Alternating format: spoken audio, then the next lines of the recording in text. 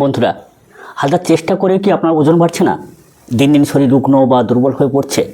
বাজারে পাওয়া যায় এমন কিছু ভুয়া পাউডার বা কেমিক্যালযুক্ত ঔষধ যা খেয়ে সাময়িক ফল পাওয়া গেলেও পরে কিন্তু লিভার কিংবা কিডনির ক্ষতি হতে পারে। যদি আপনার এরকম সমস্যা হয়ে থাকে তবে আজকের ভিডিওটা কিন্তু অবশ্যই আপনার জন্যে। চিকিৎসা শাস্ত্রে এমন 3টি নিরাপদ বা অলৌকিক হোমিওপ্যাথি ওষুধ রয়েছে যা কোনো প্রকার পার্শ্ব প্রতিক্রিয়া ছাড়াই আপনার হজম শক্তিকে শক্তিশালী করতে পারে, অরুচি দূর করতে পারে এবং ন্যাচারাল উপায়ে আপনার ওজন বাড়াতেও সাহায্য করবে। প্রধান 3টি হোমিওপ্যাথি ঔষধ সম্বন্ধে আলোচনা করব এবং সঠিকভাবে সেই 3টি হোমিওপ্যাথি ঔষধ কীভাবে ব্যবহার করবেন, কতদিন ব্যবহার করবেন, ফোঁটা করে ব্যবহার করবেন, সমস্ত কিছুটাই আলোচনা করব। চলুন বন্ধুরা, আজকের আসল বা বিস্তারিত পর্বে। আপনারা ওষুধ জানতে চাইছেন, কিন্তু ওষুধ জানার আগে অবশ্যই করে আমাদের জানতে হবে, বুঝতে হবে শরীর কেন শুকিয়ে যায় বা ওজন কেন বাড়তে চায় না। 2 নম্বর যেটা, অরুচি বা মন্দাগ্নি, খাবারে অনিচ্ছা থাকা বা খেলে পেট ভার হয়ে থাকা। চলুন বিস্তারিত একটু একটু করে আমরা জেনে নিই। প্রথম যে সবথেকে বড় কারণ সেটা হচ্ছে পুষ্টিগুণে বাধা। আপনি ভালো খাবার খাচ্ছেন কিন্তু আপনার পরিপাকতন্ত্র সেই খাবার পুষ্টি গুণাগুণ শরীর শোষণ করতে পারছে না, শরীরটা নিতে পারছে না। 2 নম্বর যে কারণটা সেটা হচ্ছে মানসিক চাপ বা ঘুম কম হওয়া। মানসিক চাপ বা দুশ্চিন্তার কারণে শরীরের মেটাবলিজম অস্বাভাবিক হয়ে পড়ে, ফলে দিন দিন শরীর রুগ্ন হয়ে যায়। বন্ধুরা, এবার আসি প্রকার ওষুধ এবং কোন কোন হোমিওপ্যাথি ওষুধগুলো আপনারা কোন পরিণতিতে নেবেন। প্রথম যে হোমিওপ্যাথি ঔষধ সম্বন্ধে আলোচনা করব সেটা একটা মাদার টিংচার, যার নাম হচ্ছে আলফা আলফা মাদার টিংচার। এটি একটি পৃথিবীর সর্বশ্রেষ্ঠ বা অন্যতম হোমিওপ্যাথি জগতের প্রাকৃতিক নিউট্রিশনাল টনিক। এটি খিদে বাড়ায়, ওজন বাড়াতে সাহায্য করে, হজম শক্তিশালী করে, মানসিক ক্লান্তি দূর করে এবং শরীরকে সুস্থ এবং তরতাজা রাখে, সতেজ রাখে। 2 নম্বর যে হোমিওপ্যাথি মাদার টিংচার সম্বন্ধে আলোচনা করব সেটা হচ্ছে অ্যাভেনা স্যাটাইভা মাদার টিংচার। নার্ভের শক্তি এবং সুনিদ্রার শক্তিশালী ঔষধ। বিশেষ করে যাদের অতিরিক্ত দুশ্চিন্তা বা অনিদ্রার কারণে শরীরটা শুকিয়ে যাচ্ছে তাদের জন্য এটি একটা দুর্দান্ত শক্তিশালী মাদার টিংচার। এটি সরাসরি স্নায়ুতন্ত্র বা নার্ভাস সিস্টেমকে শান্ত ও শক্তিশালী করে ঘুমে সাহায্য করে, ফলে ওজন দ্রুত বাড়তে থাকে। 3 নম্বর যে মাদার টিংচার সম্বন্ধে আলোচনা করব সেটা হচ্ছে চেলিডোনিয়াম মুজাসা মাদার টিংচার। হ্যাঁ বন্ধুরা, এটা লিভারের সবথেকে বড় ঔষধ বা শক্তিশালী ঔষধ, যাকে বলা হয় লিভার স্টিমুলেটর। হ্যাঁ বন্ধুরা, লিভার দুর্বল থাকলে যতই আপনি প্রোটিন খান না কেন শরীর কিন্তু আপনার লাগবে না।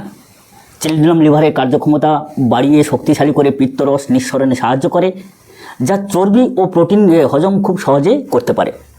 অর্থাৎ লিভারকে শক্তিশালী করতে, লিভারের সমস্ত ম্যাটেরিয়ালকে ঠিকভাবে যোগান দিতে অদ্বিতীয় ঔষধ আর পাওয়া যায় না। হ্যাঁ বন্ধুরা, এবারে আসি যে 3টে ওষুধকে কিভাবে আপনি সেবন করবেন। আপনি হোমিওপ্যাথি শপ থেকে alpha alpha mother tincture, avena sativa mother tincture এবং চেলিডোনিয়াম মাদার টিংচার প্রত্যেকটা ঔষধকে আপনি 10 মিলি অর্থাৎ 10 ml করে বাড়িতে কিনে আনবেন। একটি ফাঁকা কাঁচের বোতল নেবেন 30 ml এর। 3টে ঔষধকে সমপরিমাণে অর্থাৎ 10 ml করে এক জায়গায় একটা 30 ml কোয়ান্টিটির মধ্যে ঢেলে নেবেন। তারপর ভালো করে মিশিয়ে ফেললেন।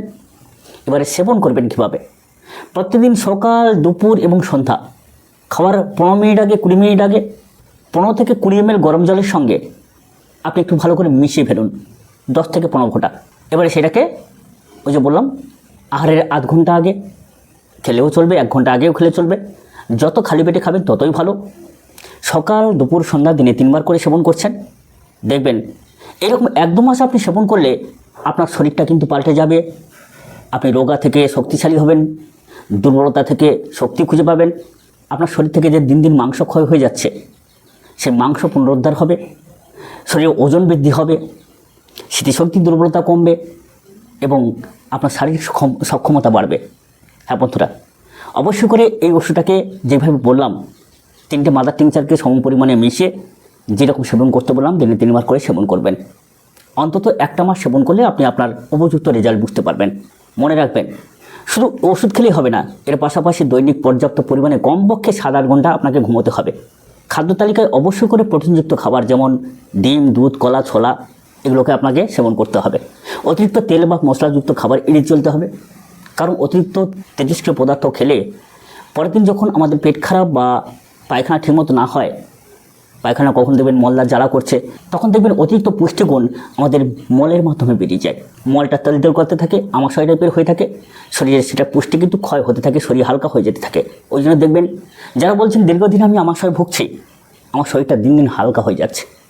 যারা বলবেন যে দেখবেন আমার প্রোটিনটা শরীর থেকে ক্ষয় হয়ে যাচ্ছে, আমার শরীরটা ওজন কমে যাচ্ছে, হালকা হয়ে যাচ্ছে, অতএব খবরদার অতিরিক্ত মশলাযুক্ত খাবার খাবেন না, দিনের মধ্যে অনেকবার মশলাযুক্ত খাবার খাবেন না, দিনের মধ্যে অনেকবার তেজস্ক্রিয় পদার্থ খাবেন না। বন্ধুরা, আপনার যদি এরকম কখনো হয়ে থাকে বা আপনার পরিচিতের মধ্যে কারো যদি এরকম ধরনের হয়ে থাকে, অবশ্যই করে কমেন্ট বক্সে জানাবেন।